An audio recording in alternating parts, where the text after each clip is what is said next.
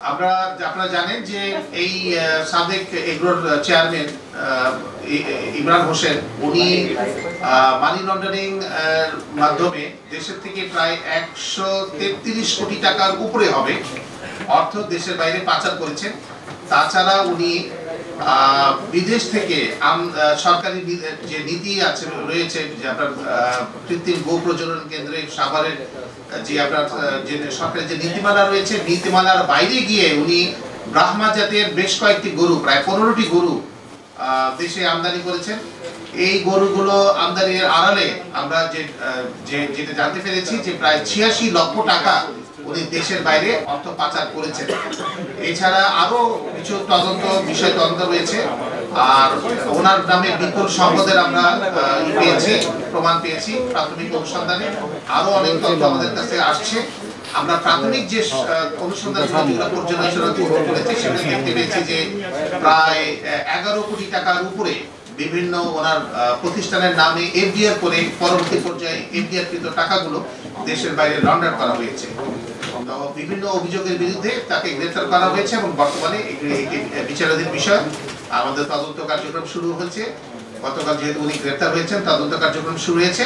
আমরা হয়তো বা আরো নিকট ভবিষ্যতে আপনাদেরকে আরো এই বিষয়ে বিস্তারিত জানাতে পারবো। এখানে অনেকগুলো বিষয় আছে যে উনি ব্রাহ্মা জাতের যে গরুগুলোকে অবৈধভাবে আমদানি করেছিলেন সেগুলো ঢাকা কাস্টমস হাউস কর্তৃক কিন্তু আটক করা হয়েছিল এবং সেই আটককৃত গরুগুলোকে কৃত্রিম গো প্রজনন কেন্দ্র সাভারে রাখা হয়েছিল এবং পরবর্তী পর্যায়ে কৃত্রিম গো প্রজনন কেন্দ্র থেকে সিদ্ধান্ত দেওয়া হলো যে এই গরুগুলোকে আপনি জবাই করে আপনি সুলভ মূল্যে ন্যায্য মূল্যে মানুষের মাঝখানে দিয়ে দেন বা বিক্রি করে দেন। কিন্তু প্রবলেম হলো যে উনি এই গরুগুলাকে জব করেন নাই। জব না করে উনি জালিয়াতির মাধ্যমে কাগজ তৈরি করেছেন যে উনি জব করেছেন। আসলে উনি জব না করে এই গরুগুলোকে তিনি উচ্চ মূল্যে 11 কোটি টাকা মূল্যে উনি বিক্রি করেছেন এবং এই টাকাটাকে উনি দেশের বাইরে লন্ডার করেছেন।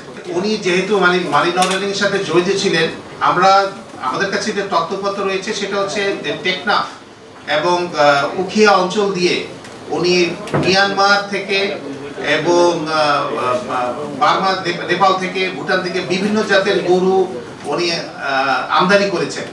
যেহেতু এটা একটা বিরাট বড় এরিয়া, অনেক বড় একটা পোরাস বর্ডার, আমাদের ধারণা যে হয়তোবা এখানে অন্য কেউ কোনো ব্যক্তি এবং গোষ্ঠী তাদের সাথে জড়িত থাকতে পারে। তো এই বিষয়টি তদন্তাধীন রয়েছে, আমরা সামনে আপনাদেরকে জানাতে পারবো। উনি যে মানি লন্ডারিং করেছেন এই বিষয়ে আমরা কিছু ব্যাংকিং অবৈধ লেনদেনের আমরা তথ্য পেয়েছি। আমরা তদন্তের স্বার্থে ওই বিষয়গুলো আমাদেরকে একটু গোপন রাখতে হচ্ছে। যে ব্যাংকগুলোতে, আমরা কোনো ব্যাংকের নাম উল্লেখ করছি না, যে ব্যাংকগুলোতে ওনাদের অবৈধ লেনদেন পাওয়া গেছে এবং মানি লন্ডার হয়েছে সেটার যে টাকাগুলোর উৎস এবং টাকাগুলোর পরবর্তী পর্যায়ে প্লেসমেন্ট অ্যান্ড লেয়ারিং যেটা আমরা বলি সেগুলো যেটা হয়েছে তাতে আমাদের কাছে প্রতীয়মান হয়েছে প্রাথমিক অনুসন্ধানে যে উনি মানি লন্ডারিং এর সাথে জড়িত।